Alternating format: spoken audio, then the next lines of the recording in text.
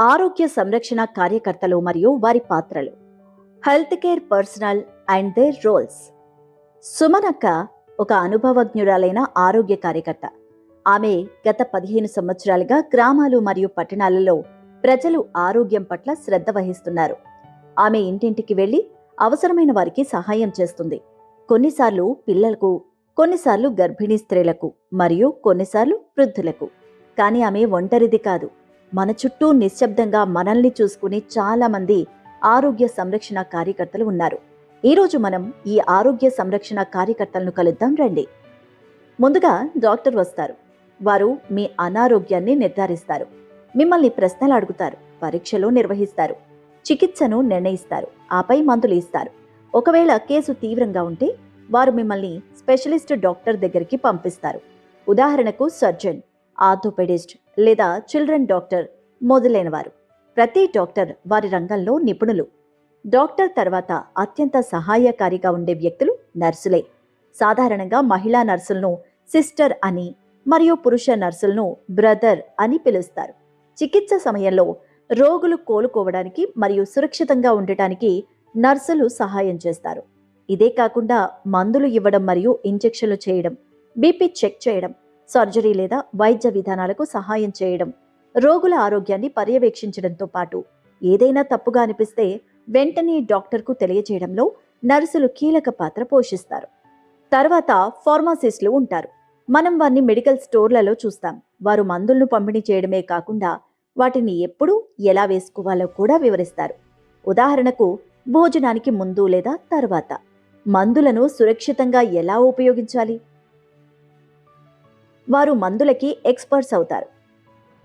తర్వాత మన గ్రామంలోని నిజమైన హీరోలు ఆశా కార్యకర్తలు మరియు సహాయక నర్స్ మిడ్వైఫ్లు, ఏఎన్ఎం. వారిని కలుద్దాం. మా సుమనక్క వంటి ఆశా కార్యకర్తలు ఇంటింటికి ఆరోగ్య సమాచారాన్ని అందిస్తారు. గర్భిణీ స్త్రీలు సకాలంలో పరీక్షలు చేయించుకునేలా ప్రోత్సహించడం, టీకాలపై వారికి సలహా ఇవ్వడం, గర్భధారణ సమయంలో పోషకాహారం గురించి సమాచారం అందించడం మరియు అవసరమైతే వారిని ఆసుపత్రికి తీసుకువెళ్లడం వారి పని. ఏఎన్ఎంలు టీకాలు వేయడం, ప్రెగ్నెన్సీ తనిఖీ చేయడం మరియు గ్రామంలో చిన్న చిన్న వైద్య చికిత్సలు కూడా అందిస్తారు. ఈ అక్కలు జ్వరం, దగ్గు, విరేచనాలు మరియు మలేరియా వంటి సాధారణ అనారోగ్యాలను గుర్తించి రోగులను ఆసుపత్రికి తీసుకువెళ్లే పనిని చేస్తారు. వారిని గ్రామంలోని సొంత డాక్టర్లుగా పరిగణించండి. వీరితో పాటు ఇతర ముఖ్యమైన హీరోలు కూడా ఉన్నారు. వారు కాంపౌండర్. కాంపౌండర్లు వైద్యుడికి సహాయకులు. వారు మందులు కలపడం, ఇంజెక్షన్లు ఇవ్వడం మరియు గాయాలకు కట్లు కట్టడం చేస్తారు. వారు చిన్న చిన్న ప్రక్రియల్లో డాక్టర్కి సహాయం చేస్తారు. వారు పరిశుభ్రత మరియు మందులకు సరైన మోతాదును నిర్ధారిస్తారు. Lab technician.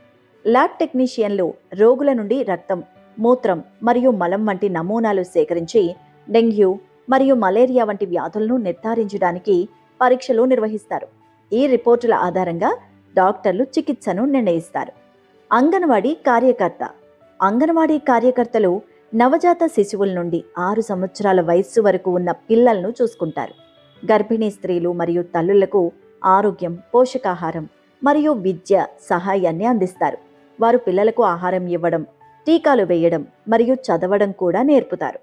పిల్లలకు బలమైన పునాదిని నిర్మించడం వారి పని. మనస్సు, శరీరం మరియు టెక్నాలజీలో ప్రత్యేకత కలిగిన ఇతర నిపుణులు కూడా ఉన్నారు. రేడియోలజిస్టులు ఎక్స్రేలు తీస్తారు. ఫిజియోథెరపిస్టులు వ్యాయామం, మసాజ్ మరియు సాంకేతిక పద్ధతుల ద్వారా నొప్పి మరియు బిగుసుకుపోవడాన్ని తగ్గించి శరీర పనితీరును మెరుగుపరుస్తారు. ఉదాహరణకు శస్త్రచికిత్స తర్వాత మళ్లీ నడవడంలో సహాయం చేస్తారు. శరీరానికి చికిత్స చేయడం ఎంత ముఖ్యమో మనసుకు చికిత్స చేయడం కూడా అంతే ముఖ్యం. సైకాలజిస్ట్, సైక్రియాటిస్ట్ వంటి మానసిక ఆరోగ్య నిపుణులు ఒత్తిడి, ఆందోళన మరియు మానసిక అనారోగ్యానికి చికిత్స చేసే హీరోలు. వారి పని అర్థం చేసుకోవడం, వినడం మరియు సరైన మందులను అందించడం. ప్రతి ఆరోగ్య కార్యకర్త తనదైన రీతిలో ముఖ్యమైనవారు. చికిత్స అనేది కేవలం డాక్టర్ పని మాత్రమే కాదు, మొత్తం బృందం యొక్క సహకార ప్రయత్నం.